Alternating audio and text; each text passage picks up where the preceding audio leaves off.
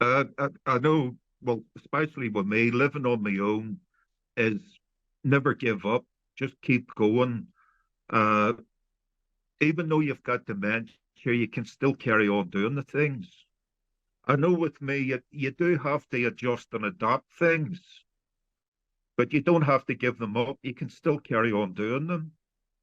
When I was diagnosed with dementia, they told me you won't be able to go out on your own. You won't be able to go shopping. Somebody's going to have to help you. And I'd more or less defied everything they told me. I'd jump on the bus or go into my shopping. I'd meet people in the town. We'll have a coffee and a laugh. I'd jump on the bus, come home again. Don't get me wrong. If I go to a place I've never been before, it takes me out of, I call it my comfort zone. But what I usually do is say I had an appointment and it's somewhere I've never been. I call it do it a dummy run.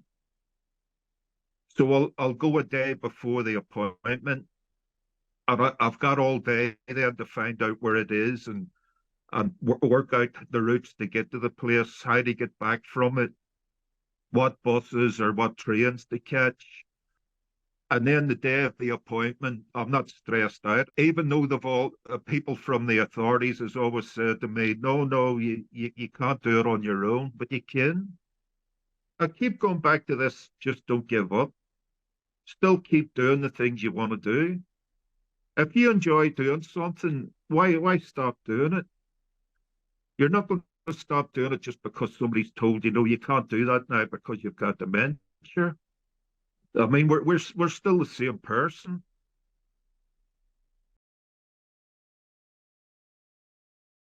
In the UK, there are about 120,000 people with dementia who live alone, and that number is predicted to double by 2039. And people living alone with dementia face unique challenges in accessing assistance and care, particularly if their families are trying to provide support from a distance. I believe that this group of people with dementia are the largest and the most significant and underserved group of people diagnosed with dementia. As a community mental health nurse, I supported many people with dementia who lived alone or their family cared from a distance. There were many challenges to enable them to live as well as possible and for as long as possible in their own homes, and how we could mobilise services to respond, but also be more flexible, at times to be more assertive to meet their changing needs. People living alone with dementia can often fall under the radar after their diagnosis and then only come back into view at a point of crisis, which sometimes is often too late to stop the negative flow of events. What interests us at Dementia UK and Admiral Nursing is how we can better support people who live alone with dementia and access the support of an Admiral nurse, how we can support their independence for as long as possible, and what needs to be in place to reduce inequities of service provision.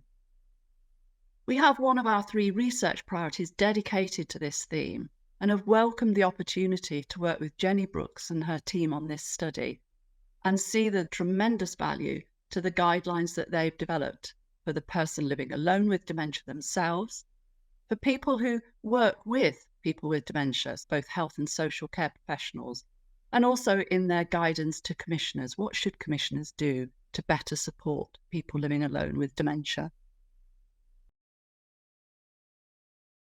I know, because of comparisons with other people, that my dementia journey would have been so different without the technology and the way I use it. I'd always, before the dementia, loved cooking, but as the dementia progressed, I got more and more dangerous in the kitchen. So I was advised that it might be wise if I didn't do things like using the hob and using the oven. But obviously I still want to be able to look after myself as much as I can, living alone. So I have a microwave, steamer, combi oven, does everything I need. And the most vital thing is that if you walk away and forget to go back, it doesn't matter, because it turns off. So it's safe, and I love that. But that does also sort of link in with the Google Home. Nice simple devices attached to the internet that you can have around the home, and you communicate with it by just talking. I can ask it to set an alarm, and it will just do those things. If I wake in the middle of the night, I don't know where in the middle of the night I am, without even disturbing yourself too much. You can just ask, where am I? What's the time? What day is it? What's the weather like? What's my schedule today or whatever? And you get all the information as if it's coming from another person, but without having to share your space with another person. And it can, give you reminders like when to take meds, and such a key part of the survival of living alone. The other key and really vital ingredient is my smartphone and all the apps I've got on the phone that help me with maps and timetables and how to get home and all these things that link together. I wouldn't be safe really going out without it. Like anything, it takes a little while to learn, but the benefits are huge. The long-term benefits, maintaining your independence, and that has to be the aim of everything, really.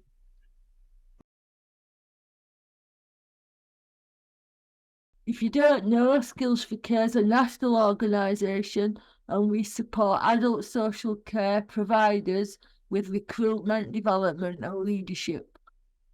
I was part of the steering group for this project, as I have close links with those organisations, such as care homes and people who support people in their own home. The resources that have been created will be invaluable to those care providers. Before being part of the research, I hadn't really thought that there were people living with dementia without family or without any formal care and support. I think this might be the case for those providers as well. By using these resources, organisations will be able to adapt their marketing and promotional information. They can be more proactive and responsive when receiving inquiries from people living with dementia.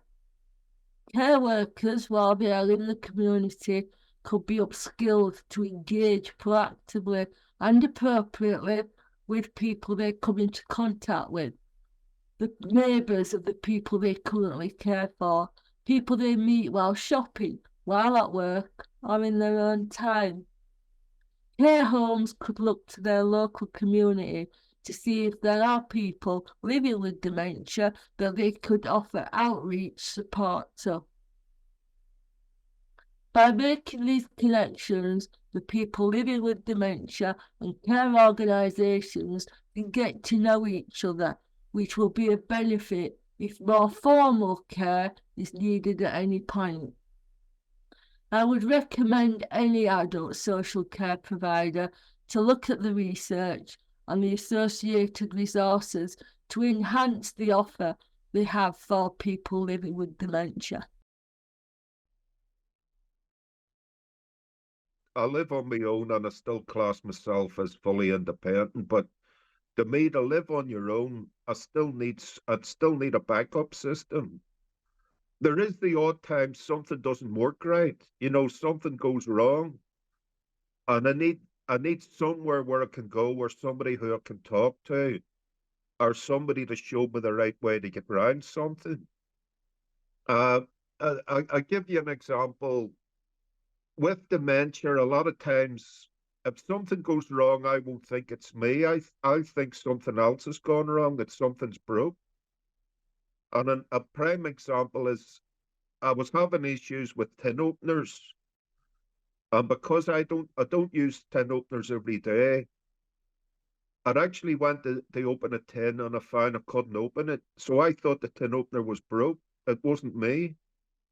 And I would go out and buy a more expensive tin opener. And then I found it's not working.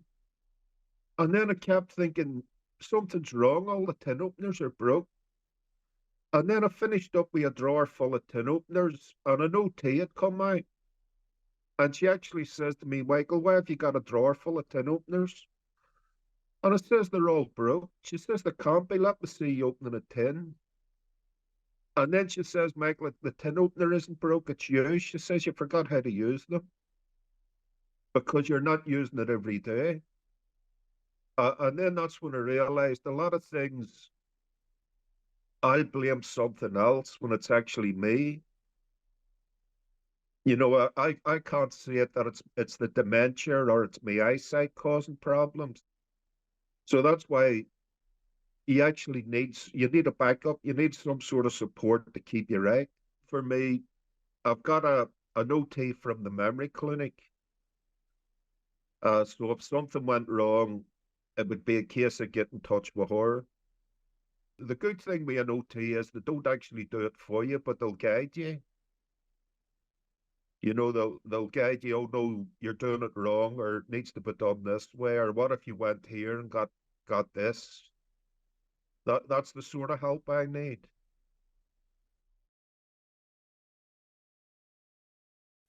Hello, my name's Tim. I'm a Health and Care Commissioner in Leeds, and it's been great to be involved in this research project, really pioneering research which helps us think about people who live alone without family or without other carers nearby, probably for the first time. So it's been really striking to think that, you know, the research tells us that 85% of people living with dementia have a carer, but that means that 15% of people don't. It's also striking how the probability that we'll live alone goes up with age, and how at the same time our risk of developing dementia is going up. So these factors sort of come together. And for me, that makes it really important that local authorities and NHS are investing in some of those community networks. Who knocks on people's doors? Who's keeping an eye out for neighbours? Have we got strong networks of community groups? You can just see the preventive value of those kind of networks. It's brilliant that the project has developed specific resources. It's really great to have the sort of bite-sized guides that we've got, the top tips and the golden rules, if you like, as well as thinking about the onset of dementia and how people get support at that point, even to get a diagnosis and get to memory clinic. It's been very striking to think about the way that some services kind of assume that there's a carer or need you to have a carer. That it's the kind of thing that can be put right with a relatively small and low cost amount of training. And a really important thing, if it works for somebody living alone with dementia, it'll work for everybody with dementia, and it'll work better for carers, because if staff and volunteers can look after a person without a carer being there, that means a carer can have a break. It's really made me think about the way the NHS and local authorities work with communities. Are they good places to live with dementia and to live alone?